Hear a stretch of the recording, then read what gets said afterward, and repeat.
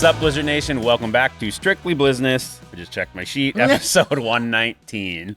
I wrote it down. This is for other reasons, but because there were so many of you that have questions. Yes, so, yep. There were a lot of good questions. All good. So first episode of the new year. It is. Happy New Year. Happy New Year. So let's get it right to start Strictly Blizz for the new year. Just huge shout out, Creative Edge and Edge VR Arcade, from both of which more amazing things are coming this Blizzard season. So, yes. Oh, look at that. Yeah. Commentary. It is. That's great. That's great. Where do you want to start today? Did you make a resolution for the new year? No. Oh, okay. Okay. Did you? I don't do resolutions. Okay. And for those of you that do, I commend you. For those of you that did and they're already out the window, I commend you. Perfect. I never have. I try to say, let's focus this year or focus on that this year. Yep. I did some of that kind of retrospect of the last year, but that was either it was at church or someone, I think it was at church, that jokingly 80% of all the weight loss ones have already failed. Like, yeah. I won't eat sugar for the next 3 minutes. Like, and on the 3rd of January, you see all the cookies that are left over from Christmas. Yeah. Yep. Yeah. Good. Okay. Awesome. Well, we just want to let you know that we are on a weird schedule here. Yeah, it's going to be funky for a little bit. Yeah. This one's schedule is nuts in a lot of good ways, with league meetings, some really cool Blizzard stuff coming up that I'm trying to make your schedule busy with, and some travel. So we will be back after the league meetings and then fire up in February, about a month out from the home opener with back to weekly. Yeah, so the league meetings happen the 22nd and 23rd. So obviously I'll be out of town for that. Because we broadcast this on Wednesdays, it doesn't make sense to quick hurry up and do one. We'll follow up the following week. Yeah. And then kick it all back off in February. So Ben had done a great job in the office too with getting some questions for this episode, and we'll make sure we make one more of those posts prior to Kathy leaving for the league meetings in case there's anything we missed that we might be able to get a question asked or Yeah, and a lot of the questions were things that we've covered on previous episodes. So we may respond to those people separately, Sure. I think, and send them what they need or answer their questions, because all of that info is on previous episodes. So maybe you should go back and, just binge watch. 118 episodes, not counting the holiday specials. Yeah, just binge. Anyway. Do you want to take some of them right off the bat? Let's try. Well, which ones will we just message directly then? I think we can take the Youper one. Yeah, do the Youper's more you than me. So it says Youper game. That's the question. Youper game? Question mark? Yeah, we have one. When we release the promo schedule, we got a lot of questions on that night too. So I'll give you the 10,000 foot view because there's more coming on it. A lot of really cool stuff working on it. There'll be some real cool ticket deals. We're trying to wait and see what average snowfall will be in the UP and do a ticket price based on that. So big thing is there'll be a flannel cap giveaway, which is really cool. So it's black and green and white and green. I don't have the images to show you on the way to this episode. I had proofs come my way, but they're not ready to show you yet. That'll be first 1,000 fans. It'll snow that game like it does in the UP. So we get asked when we're bringing the snow back. Not whiteout night this year, but that is the night where the snow machines will be in effect. There are some other really cool food and beverage things coming. Those are just more in-depth conversations with the Rush Center anytime we modify the menu or do things that are out of our control. But we're working on some stuff. Yeah. So, do you have to be a Youper to come to the game? No. Does everybody know what a Youper is? That'd be a great question for the audience. Yeah, that might be part of the what the heck is a Youper?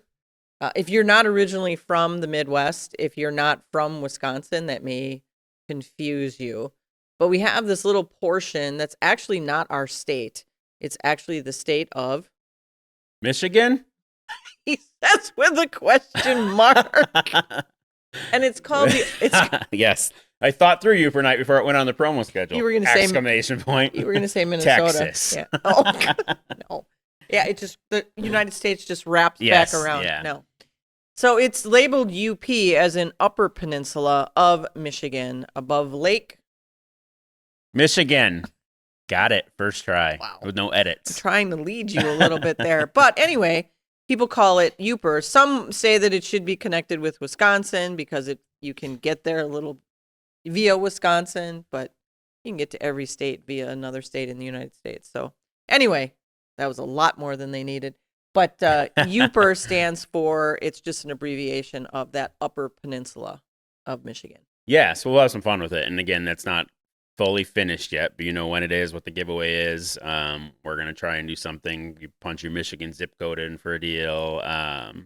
A whole bunch of stuff still coming on that one. A huge shout out to Riverside Pizzeria, brand new pizza place in Green Bay, but a UP based pizza franchise, and Scott Subs, another one that are both from there. So we have two UP based businesses partnering on that night, and then not necessarily on the cap, but they sponsor Faith and Family Night, and they're a part of the family here. Northwind Adventures, which is in the UP, is actually going to give away a weekend stay that night. So we have some cool stuff still coming, including the snow, which is probably as cool as the lasers. And it definitely happens a ton in the UP, so that's why it's going to snow that night. So they're going to have a ton of snow. Yes. Okay. So all of the questions regarding Uper night, way more coming, but there's the high level stuff. So I think that addresses the situation. Yeah. I don't know if it's a situation, but yeah. Situation room here. Yep. We need some typing in the background. Yeah. We have I'm a fan of NFL or college football. What are some of the biggest differences I'll see when coming out? Can you hear the typing? Oh, look at that. There's a question coming in.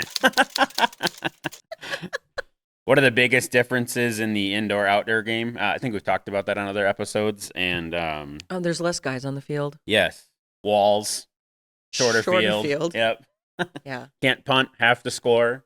Really high pace. So a game designed on scoring and just a lot faster than the outdoor game, in my opinion. Well, and you see some guys running before the ball's even snapped. Yep. So, yeah.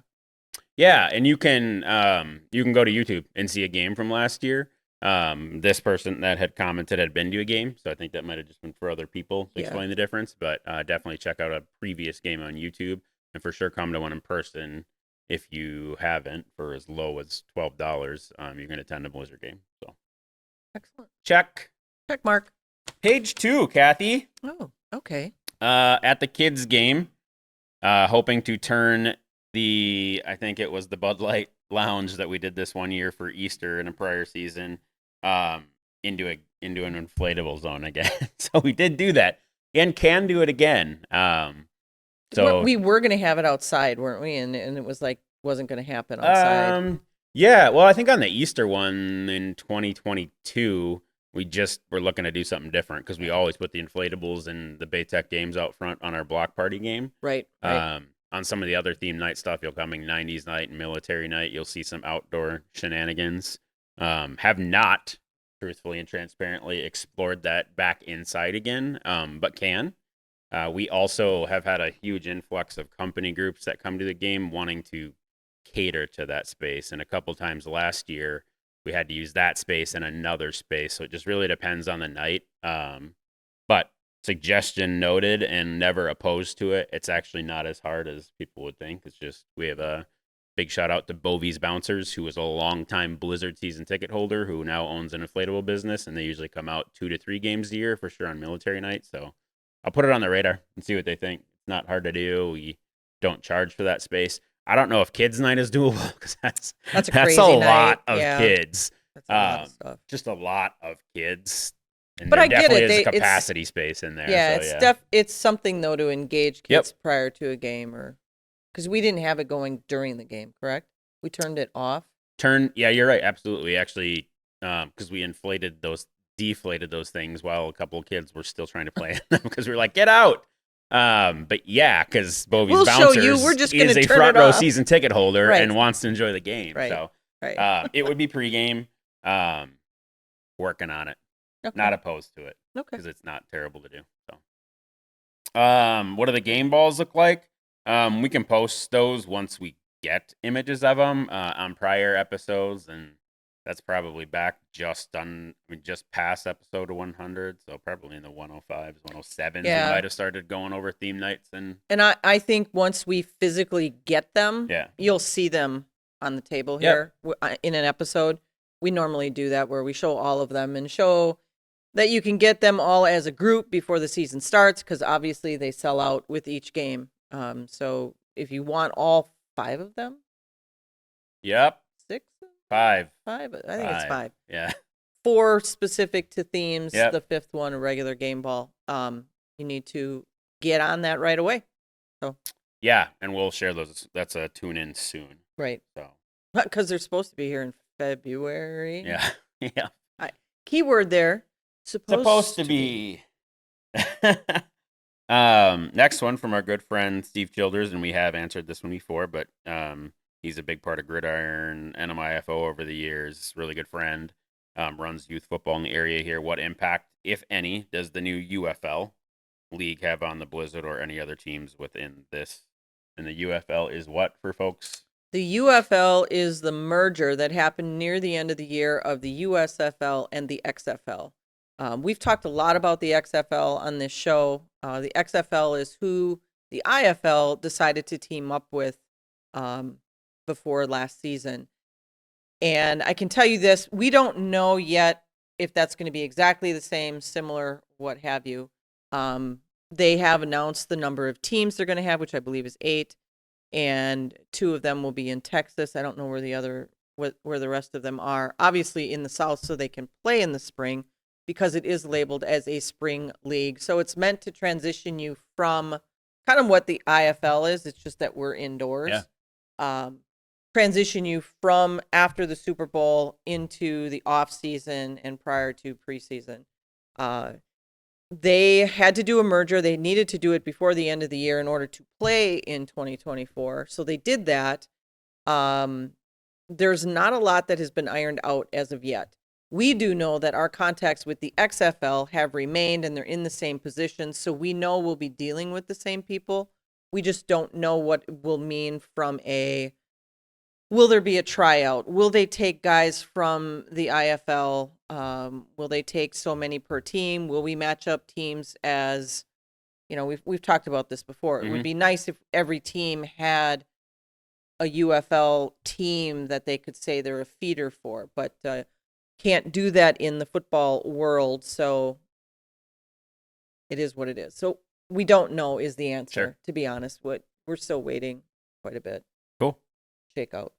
Last one, Thompson heard. We'll send you information. Yeah. We want to acknowledge all comments on here. I just Yeah. don't know if we need to take up 10 minutes of an episode telling you how I'll help you with that. But yes, I'll reach we out. We will reach out and get you what you need. Yep. That's always something that we've done for former players. Yep. As long as we're not in active use of Sure. your previous uniform. And even if we get new uniforms, that doesn't always mean that we get rid of existing uniforms, because we have gotten specific game day looks that we try to keep for multiple seasons rather than just one. Cool. Yeah. Shred it. Now, what else you got? That was it. Thank you. And do chime in on this episode. And again, watch Facebook because Ben will make another post before Kathy heads to the league meetings with any league questions. So yeah, get your questions in. We have obviously a structure to the league meetings. We have a lot of stuff to discuss with the growing of the league and making sure we have consistency from building to building. That's usually our biggest focus, is how do we maintain the feel of a game from one city to the next, for not just our players, but also our fans. So we're looking for consistency across the board. I get that every venue is going to be just a little bit different. Every team is just a little bit different. Every ownership group is a little bit different, but there have to be consistencies across the board to have a league. We're all meant to be partners when we're in that room. I feel like my microphone is going lower and lower. it might be, which is awesome. Yeah. But anyway, I keep looking at it. I'm like, and magically it's back to where it should be.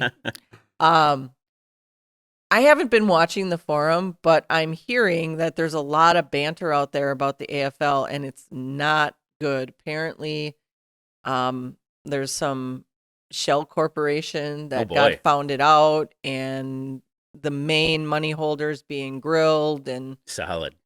yeah, so good luck to them, because they're only 2+ months out, Right. and we'll see. We'll see what happens. But I know there's a lot of diehard AFL fans out there, and as I have cautioned from day one when they said they were coming back, be careful what you wish for, because to me, on paper, it looks like a hot mess. Sure. In actual lifetime award winning performances, Yes. what's happening?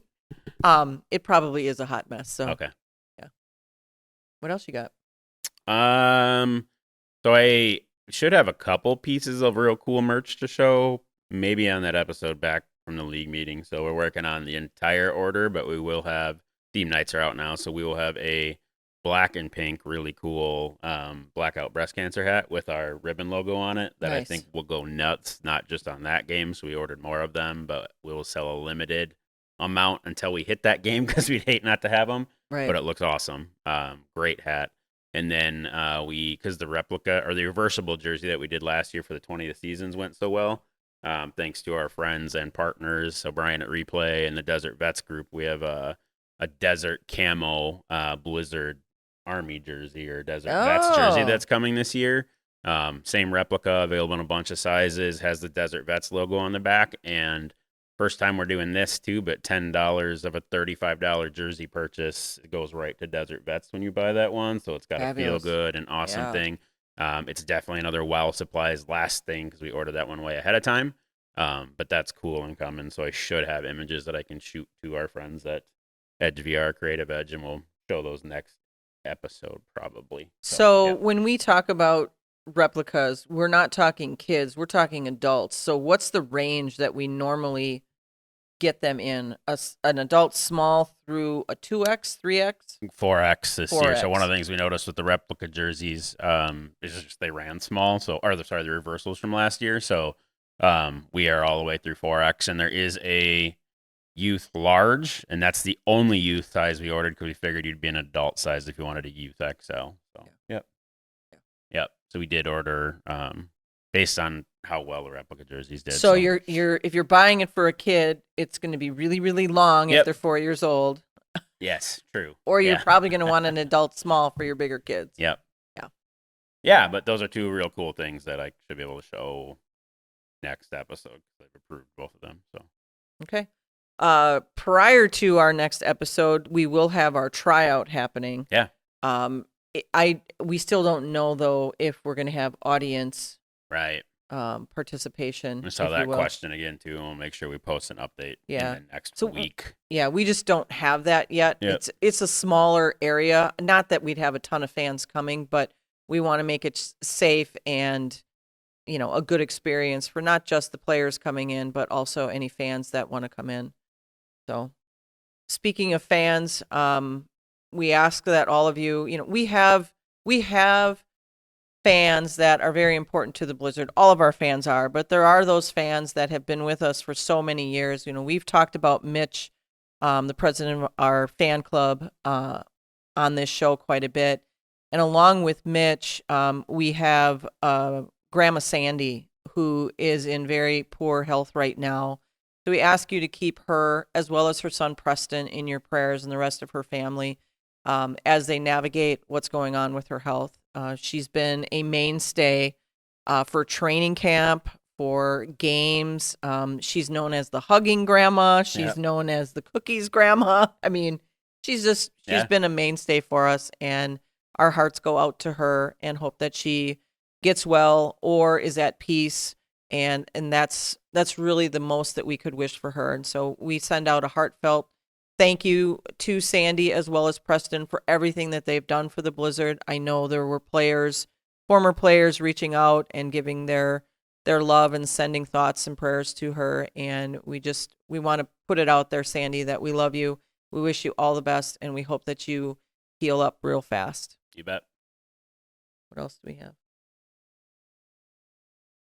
Nada. Different without the New Year's jingle bell or hat on my head. Are you trying to make something jingle? Is that what you're doing? Because it's not working. Circulating in the wrong direction. It's not working. All right. I guess that's it then. Yeah. Do you remember how we do the sign off? Because it's been a while. No. Okay. And that was so last year, Kathy. Oh boy. So Oh, we might boy. be in for a treat as to what it is No. now. Okay. Tune in, watch for comments, and comment on this episode because the next time you'll get to talk to us is after league meetings. And then you'll get plenty of Strictly Blizzness when we're about a month out from the home opener. So. Yeah. Then it'll go back to weekly. Yep. We'll be touching on different player signings. I don't think we'll have the full roster until right before that first game. Corey likes to hold on to 2 or 3 players, getting them to vie for position. So we don't have a final roster normally until that 24 hours prior to that first game. Yeah. Might have some guests coming up. Just saying. Sweet. Yeah. Don't know who they are, but I do. perfect. Muy bien. Muy bien. Well, for the first time in 2024, should we hit him with it? Let's hit him with it.